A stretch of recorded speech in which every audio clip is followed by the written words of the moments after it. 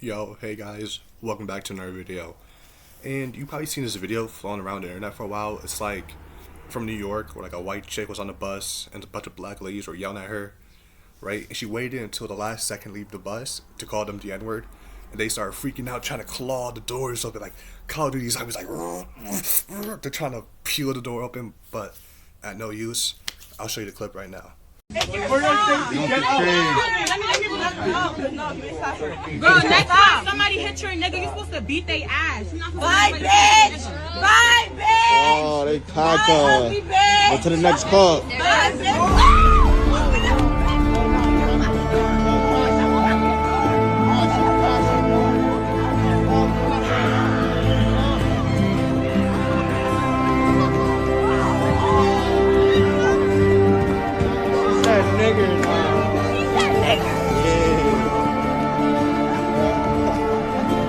Really not gonna pretend this lady isn't Mossad. This subway queen girl, she's obviously Mossad. And if you for real see like any influencers or big influencers fall for this psyop, you gotta drop them immediately. Because if they are unable to notice Mossad agents or people who fell for the Mossad programming, then they are a threat and they are somebody who could influence you to do something bad or to ignore obviously warning signals. But let me explain. For one, something that kind of threw me off for the video is that they didn't show the beginning part of the video. The video that is seen is the black chicks yelling at her and one of the black girls saying, if somebody hits your man, what are you gonna do? She says something like that. And that put some alarm bells in my head. Because with these kind of like black fatigue videos, you show the context to show that why the black people are in the wrong. You show them why, right?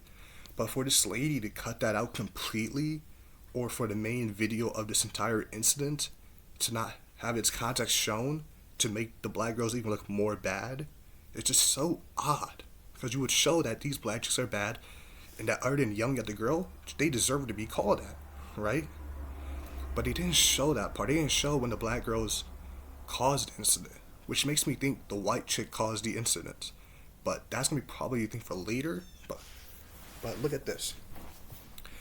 I have these 4 black girls, or 5, look at this white chick, right? White chick yells the N-word, gains fame. You've seen it time and time again. White chick or white person calls black people the N-word, they rise in fame. But let me show you a video. I'm gonna show you 2 videos.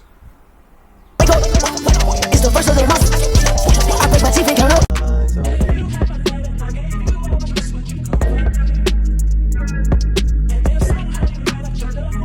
Now, haven't you seen kind of something interesting with these 2 videos? It shows you that this lady is an e-whore. She shows off her body provocatively online, you know what I'm saying, to gain fame or to gain money, right? Why does it tell you the method, bro? Remember that lady who called that black kid at a park? It was like a 5-year-old black kid. The lady calls him the N-word and she gained like thousands upon thousands of dollars. Now look, chick gained a bunch of weight, because typically if you gain weight, you look really less attractive. She went from very skinny to really overweight. You could tell that as time went on, she was becoming more desperate for money, and staged this video to cause discourse amongst people, right? And now, one more thing I want to show you. One more important thing I want to show you.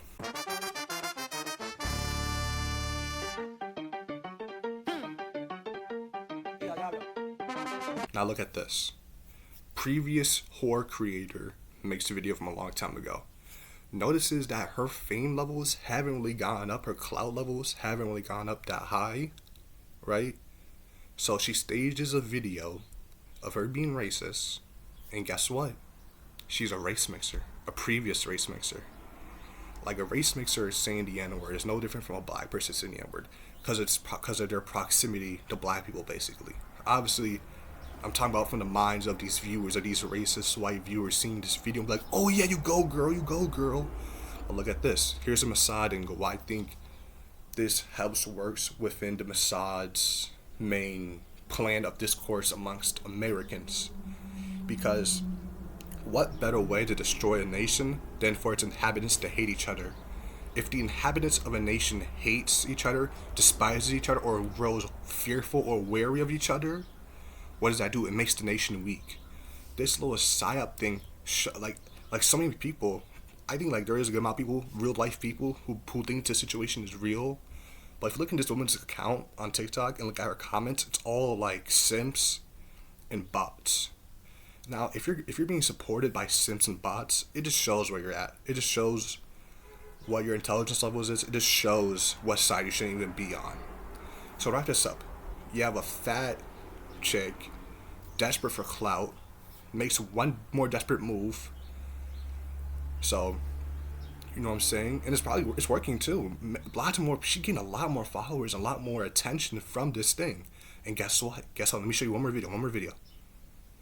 It's kind of funny. It's kind of funny that she starts leaning into this. Oh, I'm edgy. I'm racist. I'm this girl who's gonna fight against the mob. I'm not gonna let these blacks put me down.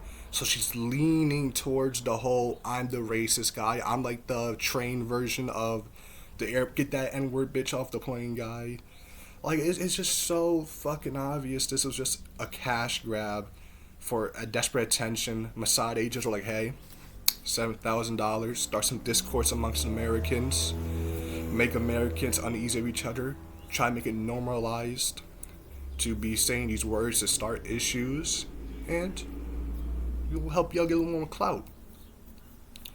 And obviously, look, I'm saying this because to help you guys out. Like, I'm trying to spread knowledge, bro. And when I noticed it, I wanted to release it immediately to set the record straight. Other than that, you know, like, follow, subscribe, comment what you think in the description down below. Follow all my socials, follow my TikTok, my Instagram. I have a kick coming soon. And this last part is just me yapping. Like, this is like a personal thing for me. It's kind of unrelated to the situation as a whole, but I'm still going to talk about it. So stay tuned if you want to listen to that. If you don't, it's all good. For me, with this whole like N-word situation, for both sides, it's just ridiculous.